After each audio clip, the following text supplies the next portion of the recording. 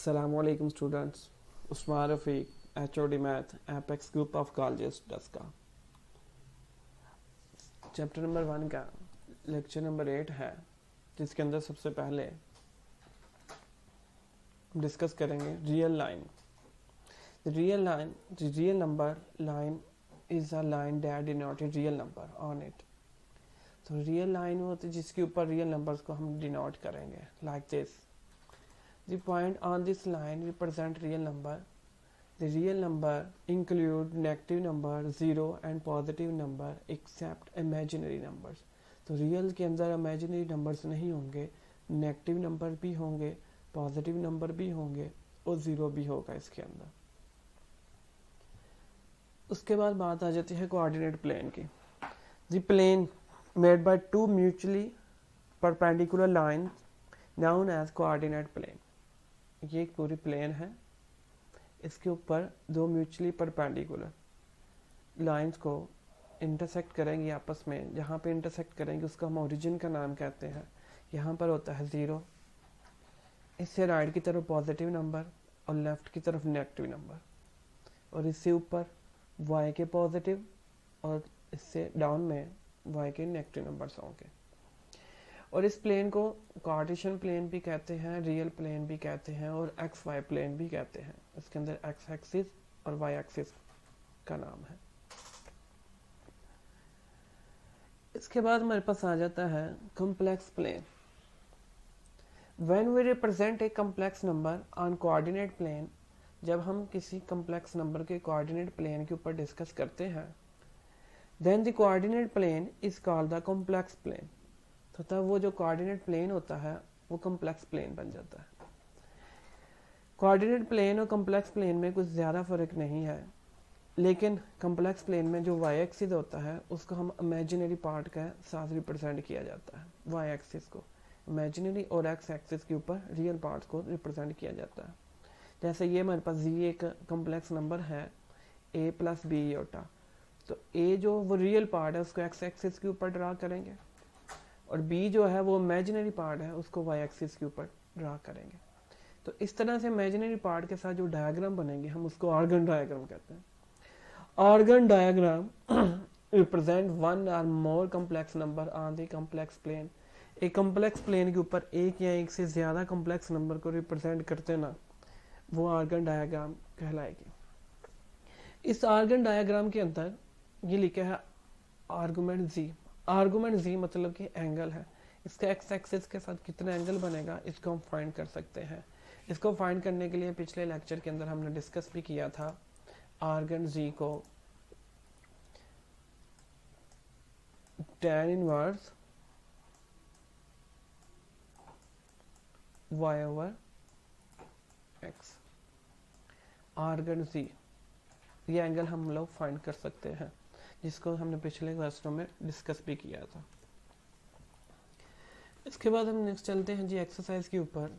Exercise के अंदर exercise 1.3 के अंदर सबसे पहला क्वेश्चन है graph the following number on the complex plane.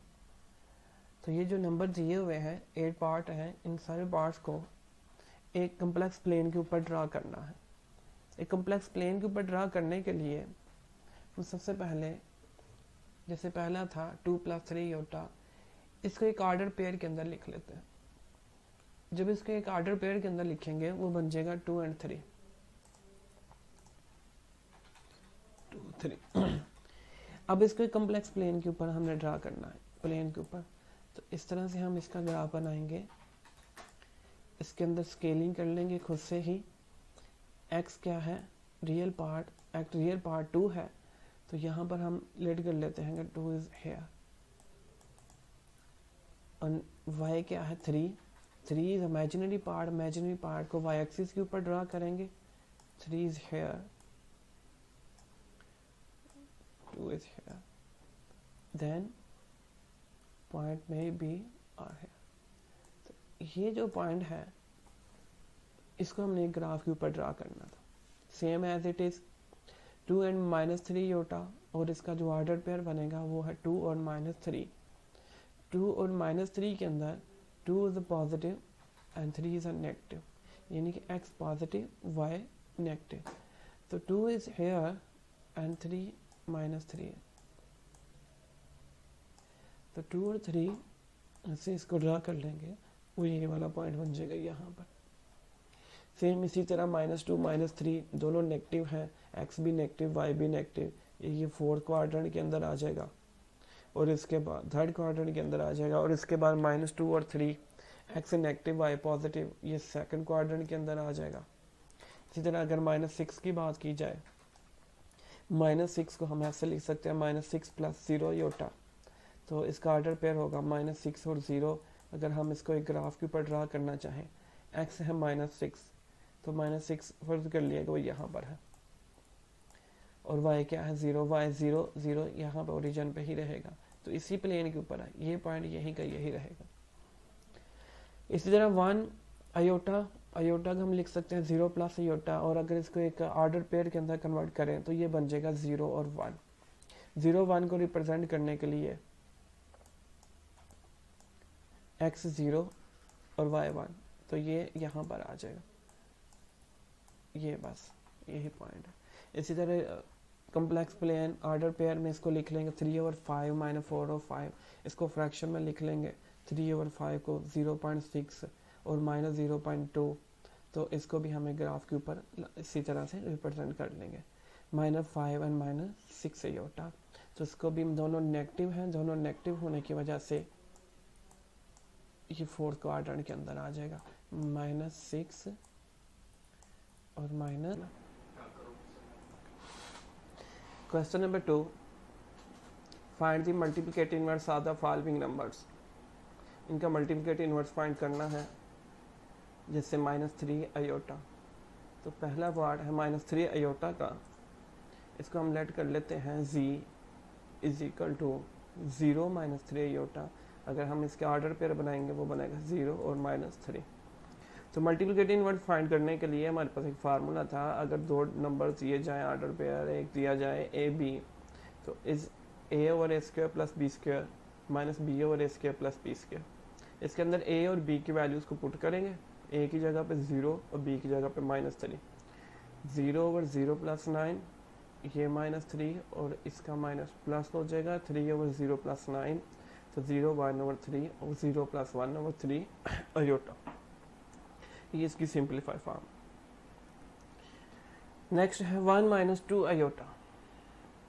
1 - 2 aorta, इसके अंदर इसको लेट z किया, इसके अंदर a की जगह पर हम लिखेंगे 1 और b की जगह पे -2। तो इसी फार्मूले को यहाँ पर यूज़ करेंगे, a/a² + b² - b/a² + b²। a की जगह पे 1, b की जगह पे -2, -2 का स्क्वायर हो जाएगा 4, ये माइनस, इसका माइनस और इसका ये वाला माइनस पॉजिटिव। 2/1 + 4/5, तो 1/5 + 2/5। Number 3, -3 - 5 aorta. तो a की जगह पे लेट कर लेंगे -3 और b की जगह पे -5, तो a/a² + b² - b/a² + b²। a की जगह पे -3 और b की जगह पे -5, ये माइनस माइनस क्या हो जाएगा पॉजिटिव। -3/9 + 25, 3 का स्क्वायर 9, 5 का स्क्वायर 25, ये भी 9 + 25 34, 34 को दोनों के नीचे लगा -3/34, 5/34, तो इसको एक कम्प्लेक्स फॉर्म में हम लिख लेंगे -3/34 + 5/34 अयोटा।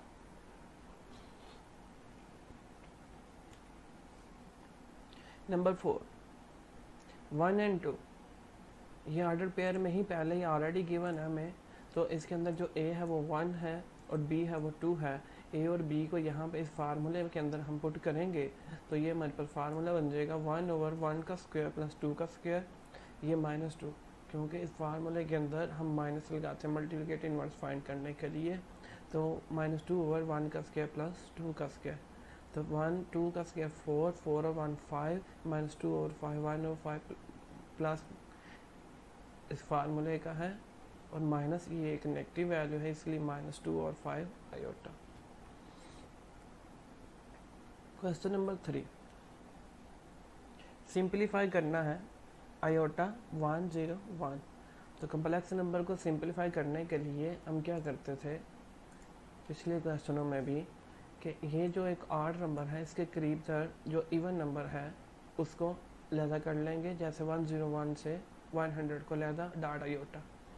तो 100 को अगर हम 2 पे डिवाइड करें तो 50 आएगा, तो ये बन जाएगा आयोटा स्क्वायर की पावर 50, क्योंकि पावर की पावर आपस में मल्टीप्लाई होगी। अगर हम 2 को 50 से मल्टीप्लाई करें तो वापस 100 ही आएगा।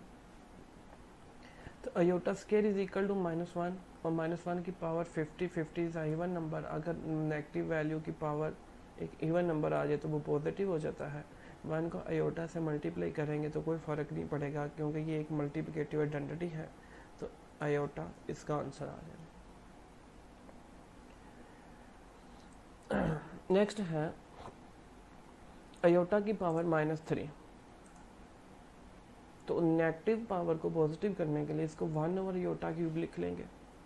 तो 1 ओवर आयोटा क्यूब का हम ब्रेक करेंगे आयोटा स्क्वायर डॉट आयोटा में। Iota square is equal to -1, -1 को आयोटा से मल्टीप्लाई करेंगे तो minus iota, 1 over minus iota, ये एक मल्टीप्लिकेटिव इनवर्स है। नेगेटिव वाले को ऊपर जाके हम क्या लिख देंगे, पॉजिटिव आयोटा। अगर ये पॉजिटिव होता 1 ओवर आयोटा तो माइनस आयोटा इसका आंसर आ रहा था। नंबर 3, -a आयोटा होल की पावर 4। तो 4 इज अ इवन नंबर। अगर ये एक इवन नंबर है तो ये नेगेटिव का हम ख़त्म करके a की पावर 4 आयोटा की पावर 4 को लहदा कर लेते हैं। Iota square is equal to -1 और -1 का स्क्वायर इज 1। तो a4.1 is the multiplicative inverse, तो a4 इसका आंसर हो जाएगा। सेम इसी तरह ये क्वेश्चन नंबर 4 है। आयोटा की पावर -10, -10 को हम सबसे पहले लिखेंगे 1 ओवर आयोटा की पावर 10 फ्रैक्शन में, फिर इसको हम ब्रेक करेंगे आयोटा स्क्वायर की पावर 5 और इसका हम बाद में मल्टीप्लिकेटिव इनवर्स फाइंड कर लेंगे ओवर में आयोटा होने की वजह से। तो यही इसका आंसर आ जाएगा। ये 4 वाला क्वेश्चन आपके लिए प्रैक्टिस के लिए है। इंशाल्लाह अगर आप इसकी प्रैक्टिस करेंगे तो आपकी तैयारी अच्छी हो जाएगी। बहुत शुक्रिया जी, दुआओं में याद रखिएगा। अल्लाह।